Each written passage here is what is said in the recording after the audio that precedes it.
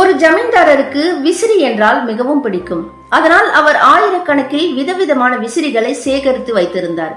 அதை காட்சி பொருட்களாக மக்கள் பார்க்கும் வகையில் வைத்து அதை பராமரிக்க ஆட்களையும் வேலைக்கு சேர்த்திருந்தார்.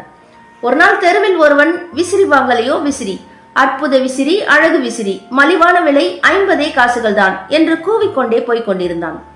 ஜமீன்தாரர் அவனை அழைத்து, எங்கே உன் விசிறியை காட்டு, அதில் அப்படி என்ன விசேஷம் இருக்கிறது பார்ப்போம் என்றார். விசிறி வியாபாரியும் ஒரு விசிறியை எடுத்து கொடுத்து, இதுதான் அந்த அற்புத விசிறி என்றான்.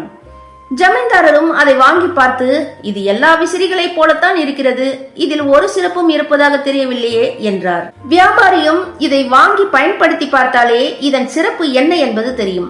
பார்க்க போனால் இதனை நான் 100 காசுகளுக்கு விற்க வேண்டும், இருந்தாலும் 50 காசுகளுக்கு விற்கிறேன், அப்படி என்றால் அது மிகவும் மலிவுதானே என்றான். ஜமீன்தாரரும், சரி, ஒன்றை கொடுத்து விட்டு போ, இது எப்படிப்பட்டது என்று பார்க்கிறேன் என்றார். வியாபாரியும், ஐயா, நான் ஒன்றும் மோசக்காரன் அல்ல, நீங்கள் இதை பயன்படுத்தி பாருங்கள், நான் 1 மாதம் கழித்து வந்து பார்க்கிறேன், ஆனால் இதை எப்படி பயன்படுத்த வேண்டும் என்கிற விதத்தை கூறுகிறேன் என்றான். ஜமீன்தாரரும், நிறுத்து, ஒரு விசிறியை எப்படி பயன்படுத்த வேண்டும் என்று நீ ஒன்றும் எனக்கு சொல்லித்தர வேண்டாம், எல்லாம் எனக்கு தெரியும் என்று கூறி விசிறியை வாங்கி கொண்டு 50 காசுகளை கொடுத்து வியாபாரியை அனுப்பிவிட்டார். அந்த விசிறி வாங்கிய 3வது நாளே அதன் காம்பு தனியாக வந்து விட்டது. அதன் ஓலைகள் அடுத்தடுத்து விழுந்து விட்டது. விசிறி வியாபாரி நன்றாக ஏமாற்றி விட்டான். அவன் எங்கே 1 மாதம் கழித்து வரப்போகிறான் என எண்ணி கோபமும் ஆத்திரமும் கொண்டார் ஜமீன்தாரர்.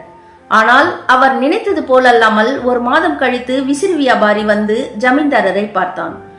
ஓட்டை விசிறியை கொடுத்து ஏமாற்றி விட்டாயே, நீயே பார் என கூறி விசிறி காம்பையும் உதிர்ந்த ஓலைகளையும் காட்டினார்.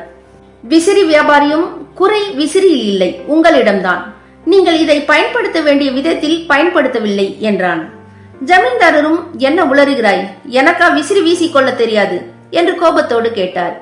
விசிறி வியாபாரியும், இல்லை ஐயா, இது அற்புத விசிறி, அதனால் எல்லா விசிறிகளை கையில் பிடித்து ஆட்டுவது போல அல்லாமல் இதனை நீங்கள் கையில் கெட்டியாக பிடித்து கொண்டு இதன் முன் உங்கள் தலையை ஆட்ட வேண்டும் என்றான்.